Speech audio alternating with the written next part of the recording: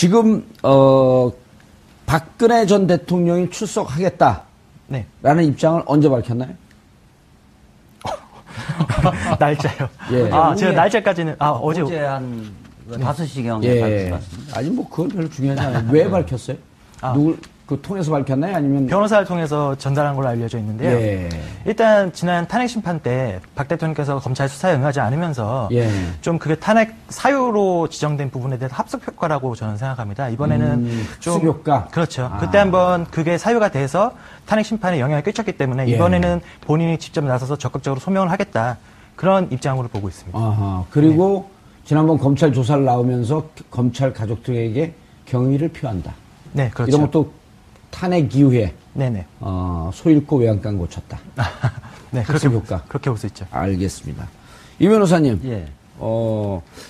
요즘 이 박근혜 대통령 때문에 변호사들 전성시대가 열렸어요. 아니, 특정 변호사들만 그렇죠. 특정 변호사 예를 들면 이재화. 저희는 뭐, 예. 사건 수임을 할 수 있는 것이 아니니까. 아니, 왜냐면 이걸 평론해야 되는데, 네. 아무리 평론가들이 열심히 공부를 하고 그래도, 예. 결정적인 디테일한 법률에 조금 부족한 측면들이 있거든요. 예. 만주 변호사인 저도 조금 밀리는데, 요즘은.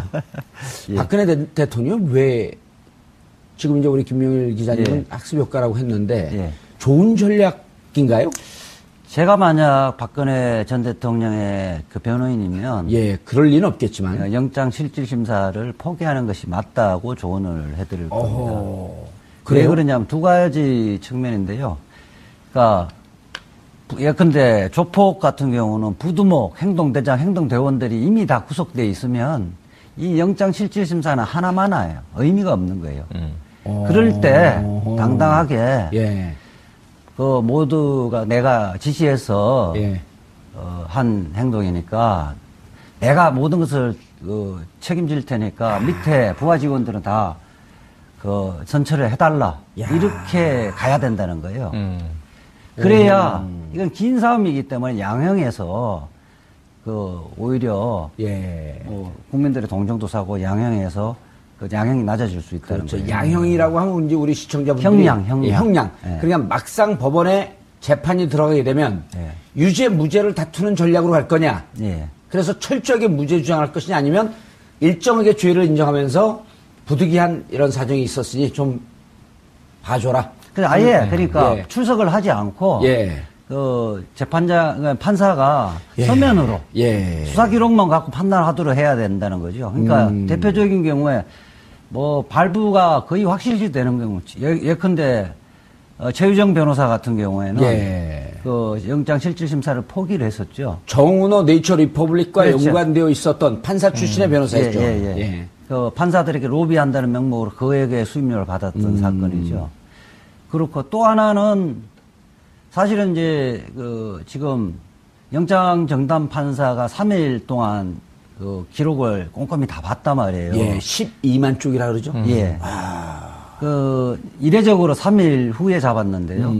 기록이 많아서 그럴 겁니다. 예. 그러면 영장실질심사에서는 검사나 변호인들은 신문권이 없고요. 예. 판사가 물 텐데 신문이 아주 예리할 겁니다. 근데 그 신문에 그러니까 그 얘기는 조금 있다가 예. 본 내용으로 들어가기 전에 그렇죠. 최영일 평론가님 지금 이재화 변호사 말씀하시는 거 들어보니까 이런 기억이 떠오르는데요. 2002년도 대통령 선거에서 네. 이른바 당시 한나라당이 찻대기 했다. 네. 그러면서 재벌들한테 100억 차 통째로 그렇죠. 현찰로 100억대의 박스로. 네. 현찰을 받았다. 네. 라고 하는 게 폭로가 됐단 말이에요. 그랬죠. 그때 이해창 대통령 후보, 한나라당 대통령 후보가 어떻게 조처를 취했는지 기억하고 계시죠? 기억 안 나는데요. 저는 검찰이 서청원 의원이 잡혀간 게 기억이 나요. 검찰이 출두 요구를 하지 않았는데 본인이 직접 스스로? 검찰에 나갔습니다. 스스로. 나니까 검찰 당혹스러워서 왜 오셨습니까? 아직 준비가 안 됐습니다. 네네. 부르면 오십시오. 그리고 결국 안 불렀습니다. 지금 말씀하신 게 이제 셀프 출두. 예, 셀프 출두. 네, 이렇게 되는데 저는 이 변호사님 말씀에 동의를 하면서 예. 박 전 대통령이 이례적으로 지금 전략이 바뀐 것으로 보이잖아요. 아하. 그러니까 검찰 소환 피할 예. 수는 없었던 예. 겁니다만 뭐 경의를 표한다. 나가겠다. 안 나올 줄 알았는데 그러면은 전략은 한 가지밖에 없어요. 박 전 대통령께서 지금 품격 시대를 보고 있을 것으로 추정되기 때문에 제안을 좀 드리고 싶습니다. 아, 그래요. 그럼 카메라 네, 뭐냐면 시켜주세요. 이왕 나가신 김에 네, 저기 보고 얘기해요. 전략이 있어야 되니까요. 카메라 보고 저 보지 말고 카메라. 아니 눈을 맞춰야 되기 때문에 잠깐만 박 전 대통령이 알겠습니다. 빙의를 해주시면 알겠습니다. 어떤 일로 지금 오셨나요? 한 가지 이슈가 예. 있어요. 지금 뇌물죄와 강요 혹은 강요 미수가 다투고 있습니다. 예. 그럼 굳이 나가실 거면 유무죄를 다투는 건 의미가 없어요. 지금 이 변론이 다 붕괴됐으니 예. 이제 하실 일은 아까 말씀하신 양형, 형량을 줄이는 일이다. 예. 그러면은 뇌물은 아닙니다. 대가성이 정말 없었습니다. 예. 이재용 부회장의 얘기가 맞습니다. 삼성은 피해자입니다. 내가 강요했습니다. 하고 지금 떡이 두 개인데 좋은 떡은 아닙니다. 예. 썩은 떡이지만 뇌물죄를 빨리 버리고 강요죄를 채택하는 게 형량이 낮단 말이에요. 그렇게 주장을 하고 재판에 임하시면 굳이 내일 나가시는 의미가 있을까? 그 이외에 검찰에서 한 11시간 조사하면서 예. 모르쇠, 나의 지난 인생 이야기 이런 건 별 의미가 없고 내일 굳이 가실 거면 유죄를 인정하되 작은 죄를 택하셔라. 강요였다. 이런 제안을 좀 드리고 싶네요. 자, 이제 이거를 맞이한 이렇게 전략이 나왔어요. 자, 내가 강요했습니다. 자, 우리 그 강부영 전담 판사 빙의해서 얘기해주세요. 이제. 그런 거 하려면 잘 박근혜 전 못해요. 대통령은 사실은 예. 그럴 위인이 못 된다고 봅니다. 사실은 의미가 없는 지금까지 지금 보면 태블릿 PC 그 보도 이후에 예. 지금까지 한치도 벗어나지 않았잖아요. 지난해 똑같은 10월 24일 그러니까 이후에. 증거하고 무관한 자기 이야기만 계속하고 있는 거거든요. 판사들은 사실은 그 이야기는 아예 귀담아 듣지를 않을 거예요. 그러니까 내일 만약 의미 있는 이야기를 하려면 밑에 예컨대 정호성이가 이렇게 진술했었는데 예. 대통령이 지시해서 어쩔 수 없이 했다고 이야기하는데 예. 정호성은 왜 그러면 있지도 않는 이야기를 예. 지어내서 진술했다고 생각하십니까? 이렇게 판사가 물을 겁니다. 예. 그렇게 물었을 때 대통령이 과연 대답할까요? 대답할 수가 없습니다. 그러니까 지금 판사는 가장 자기가 임명을 했고 자기 부하 직원들이 대통령이 다 시켰다고 이야기하는데 이 부분에 어떻게 예. 생각하느냐를 구체적으로 물을 거예요. 알겠습니다. 이 변호사님. 예. 최영일 평론가님. 이 변호사님은 오히려 예리한 질문을 통해서 네. 신문이 짧을 것이다. 네네. 이렇게 지금 예상하고 있는데 대부분의 언론에서는 지난번 11시간 조사, 그 다음에 7시간 12분 동안 7시간 12분도 밝혀낸 게 우리 이지아 변호사예요. 다 7시간 20분으로 보도되는데 네. 혼자 7시간 12분 주장을 하더라고요. 오. 그런데 그래서, 지금 예, 그래서 그렇게 꼼꼼하게 한 것으로 봐갖고 내일 영장실질심사가 길어질 것이다라고 보는 언론도 많거든요. 네, 맞습니다. 어떻게 보세요? 저는 길어질 걸로 봐요. 지금 말씀하신 대로 강부영 판사의 빙의를 하셨는데 예. 이 질문을 꼴 수가 있잖아요. 그렇죠. 긍정문으로 물어볼 수도 있고 부정문으로 물어볼 수도 있고 그다음에 길게 물어볼 수도 있는데 예. 이게 이 독해 능력에 따라서 이 질문을 맞춰줘야 됩니다. 최대한 단답형으로 물어봐야 되고요. OX 예 아니요 이렇게 예. 이제 물어봐야 되고요. 그리고 이제 답변이 나오지 않을 경우에 계속 설명을 해줘야 돼요. 예, 예. 그렇기 때문에 강 판사는 내일 좀 목이 쉴 가능성이 있고 그리고 박 전 대통령의 특성상 아까 예. 특성 캐릭터 중요하게 말씀하셨는데 제안은 했지만 제가 강요죄를 인정하겠나. 하지만 굳이 나간다면 그렇지 않은 법적 의미가 없다라고 얘기를 한 것인데 예. 문제는 박 전 대통령은 시인하거나 하나도 인정하거나 강요죄를 택하거나 할 가능성은 제로에 가깝죠. 그래서 가깝죠. 이 변호사님 말씀이 맞는데 예. 그럼에도 불구하고 나간 이상 나간 것의 의미를 본인은 어떻게 찾을 거냐면 나는 내 얘기를 하겠다. 판사는 당신이 궁금한 거 듣든 말든. 물어봐라. 난 내가 하고 싶은 얘기를 할 테니. 그래서 동문서답 때문에 시간은 길게 갈 것이지만 예. 법리적으로 유의미한 질의응답은 없을 것이다. 건지기 어려울 것이다. 알겠습니다. 그렇다면 결국 구속으로 간다. 이렇게 보여지는 거죠. 어, 안타깝습니다. 그 부분에 대해서 좀 잠깐만요. 보충을 예, 하면요. 예. 이 지금 구속 실질 심사는 토론장이 아니에요. 판사들은 보면 제가 수십 차례 들어가 보면 판사들은 질문 굉장히 간단합니다. 그거 어떻게 됐습니까? 이렇게 딱 묻고 모르거나 이러면 그냥 넘어갑니다. 그래서 제가 영장 발부 여부 결정은 새벽에 할 건데 예. 5시 이후에 할 텐데 실제 신문 시간은 판사는 이재용 구체적인 때는 7시간 걸렸다는 거 아닙니까? 그 7시간을 7시간 동안 판사가 물었던 건 아니고요. 네. 그쵸. 판사가 묻는 거는 한두 시간일 겁니다. 한두 시간인데 판사가 묻는데 동문서답을 하면 이 뭐 사건을 전혀 파악을 못하고 있기 때문에 또 물을 가치가 없다고 판단할 겁니다. 그 다음에는 검사가 왜 구속을 시켜야 되느냐를 설명을 합니다. 판사한테 설명을 하는 예. 거고 또 변호인들도 판사를 설득하는 그 예. 변론을 하는 거지. 왜 불구속 재판과 불구속 수사가 맞는지 이제 변호인들 설명을 하는 거고. 거거든요. 그러니까 보통 시간이 많이 걸리는 것은 판사가 이제 구체적으로 물어보는 것이 이제 뭐 2-3시간이 가미한 시간이 많이 걸립니다. 그리고 변호인이나 검찰 같은 경우는 1시간, 필요하면 2시간 이런 건데 이재용 부회장한테 이례적으로 시간을 많이 할애해 준 거예요. 예. 알겠습니다. 김명일 기자님. 네. 검찰 조사 때 이런 표현이 나왔다고, 언론에 보도가 됐어요. 지난 21일 검찰 조사받는 것은 내가 뇌물 430억을 먹으려고 대통령이 된 줄 아느냐? 그게 이게 예전 그 표현랑 좀 비슷해요. 네네. 내가 이러려고 대통령이 됐나 하는 자괴감이 듭니다.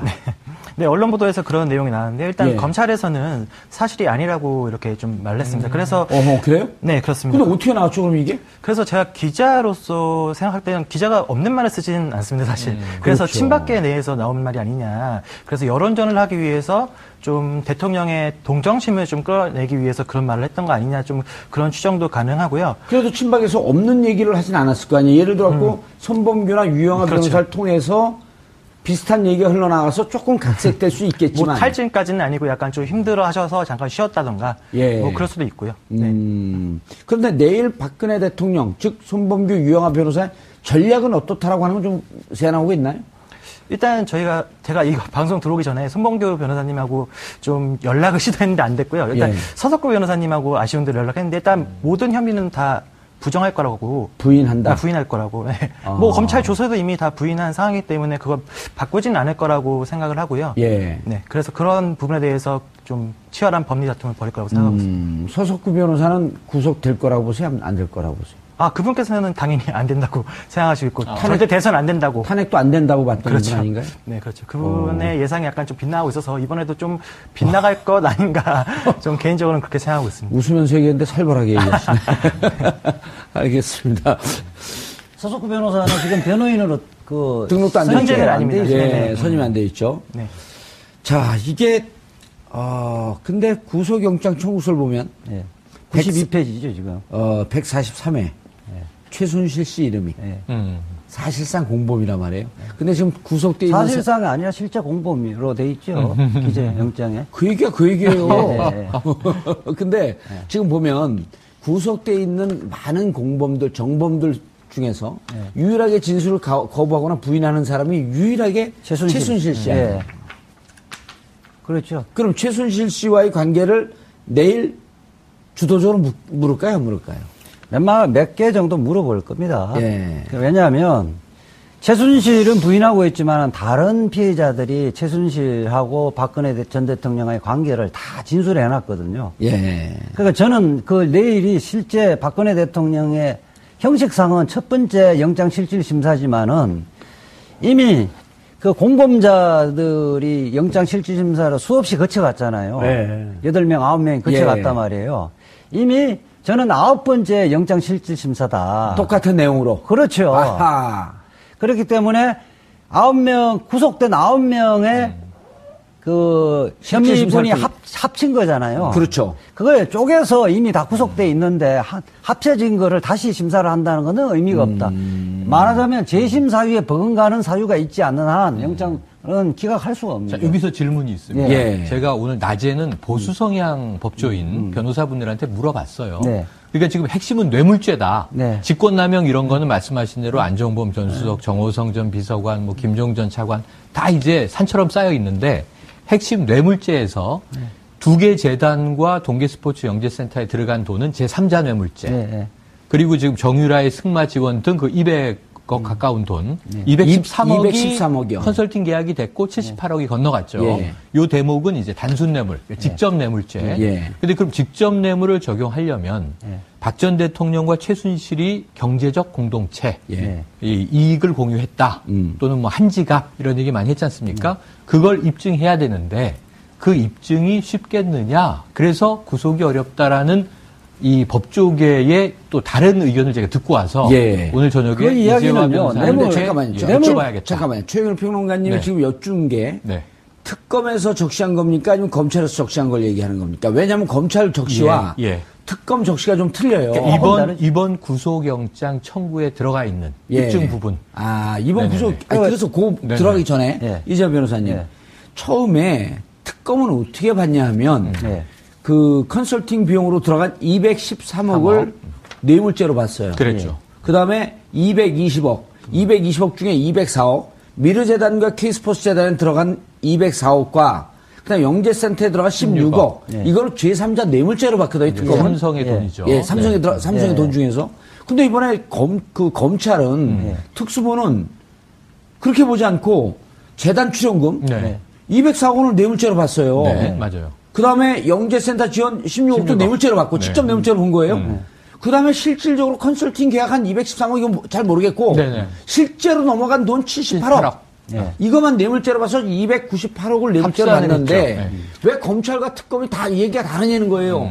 그 문제는 사실은 법률적 제3자 뇌물죄하고 뇌물죄하고 법률적 평가는 사실은 다른 게 전혀 없어요. 의미가 다르지 예. 않아요? 그러니까 재단 부분을 예. 실질적으로 재단은 형식이고 예. 실질적인 그 주인이 최순실이라고 판단하느냐 형식을 중요시하느냐의 차이이기 때문에 법률적 평가는 다른 게 그러니까 없어요. 지금 영장 청구한 거는 영장 청구한 거는 검찰 특수본 2기에서 청구한 것이기 때문에 네. 요것만 중심으로 보면 되는 거네요. 네, 그리고 298억. 실질적으로 이재용 뇌물공여죄에 이미 그 영장실질심사에서 발부를 했잖아요.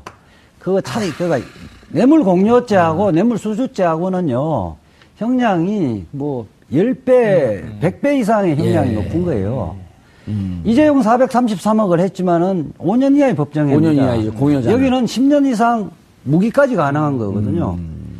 아마 1억이 넘어갔기 때문에. 예, 계급장을 떼버리면 일반인이었으면 일반 공무원이었으면 이 무기나 45년 이상의 형이 예상되는 거거든요. 예. 그렇기 때문에 그 부분은 일반인들이 뭐 이게 뇌물죄의 대가 관계가 성립할 것인가 말 것인가 이미 예. 같은 서울중앙법원에서 그 중앙지방법원에서 이미 판단됐던 거를 다시 뒤집기는 어려워요. 오늘 예리하시네. 그러네요. 예. 그러면은 평상시에 못 보던 예. 모습이네요, 오늘. 그리고 뇌물 관계없이 예. 정호성 부분은 공무상 비밀 누설 단독 그 하나만 기소돼 있는 거예요. 예. 그거는 영장 발부돼 있습니다. 그 얘기 좀 이따 하시고요. 강부영, 판사. 영장 전담 판사. 어떤 네. 인물이죠? 예, 강부영 판사는 1974년생으로 알려져 있고요. 그런 거 공개해도 돼요? 개인. 그 정도는 개인 다 이미 그런 인터넷에 게 없어요? 공개된 부분입니다. 예, 네, 고려대 1974년. 법대를 나오셨고, 네. 후배네, 그럼? 2006년에 후배 후배 오, 아주 좋아하시네. 아, 잘생겼더라고요. 예. 네, 2006년에 판사를 법관 생활을 시작하셨다고 알려져 있고요. 예. 네, 그래서 최근에 좀 가장 좀 이슈가 된 사건을 맡으신 경우에는 시인 배용진 씨의 뭐 미성년자 성추행 사건이나 예. 그 가수 박유천 씨의 성폭행 사건 무고죄 거기에 영장 전달 맡으셨다고 알려져 있습니다. 박유천. 네네. 자, 그런데 뭐 스타일은 어떤 스타일이다 뭐 이런 건 안 나오나요? 네, 그 좀 여기에는 거기에 대한 설명을 한 언론 기사를 그대로 옮기자면 예. 좀 감정이 격앙된 피의자를 좀 다그치지 않고 좀 순하게 좀 풀어쓰는 이렇게 좀 달래가면서 얘기를 하신 좀 끝까지 듣는 경청하는 그렇습니다. 스타일이고. 네, 그리고 양쪽의 의견을 공평하게 좀 귀 기울인 편이다. 좀 내부적으로 덕망이 높은 걸로 알려져 있습니다. 동망 나이는 어린데 뭐 동망이 됐다고까지는.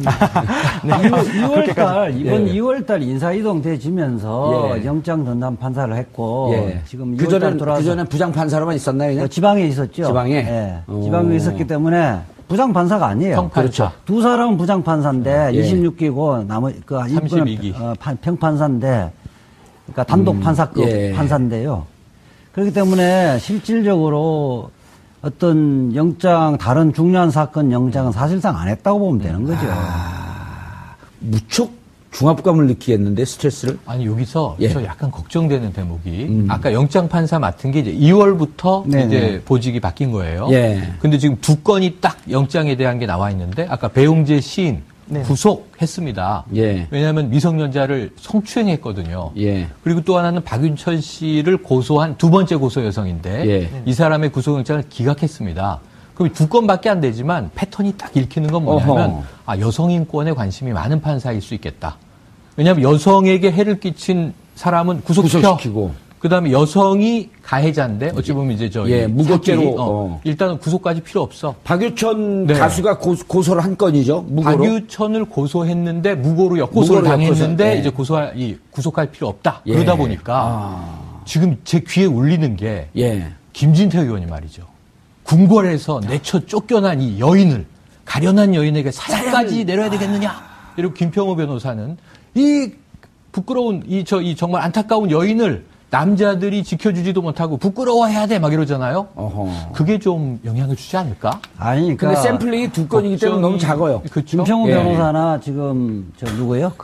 김진태 의원 봉건 마마 뭐 이런 것도 나왔던 사고인데 이 판사들 적어도 판사들은 그런 정근대적 사고를 갖고 있는 판사는 전혀 없습니다. 그러니까 남성이냐 여성이냐 이런 차원에서 보는 판사들은 전혀 없죠. 그러니까 아마 실제 이제 바깥에서 떠드는 것만큼 지금 이 판사는 그렇게 이렇게 긴장하고 그러지는 않을 겁니다. 이미 다른 선례에서 다 공범들이 구속돼 있기 때문에 실질적으로 마음 편하고 8건, 9건 정도의 공범이 구속됐고 거의 유사한 내용으로 영장실질심사가 이루어졌고 정호성이라고 하는 것은 박근혜 대통령이 연설문을 유출한 그런 기밀 누설, 그렇죠. 정보 누설죄로 이미 구속이 됐는데 이 전체 박근혜 대통령이 받고 있는 혐의 중에 13분의 1밖에 안 되는 작은 거거든요. 그걸 구속이 됐어요. 13분의 1도 사실은 안 될 겁니다. 형식적으로는 13가지의 혐의 사실 한 가지에 모든 사람이 구속돼 있습니다.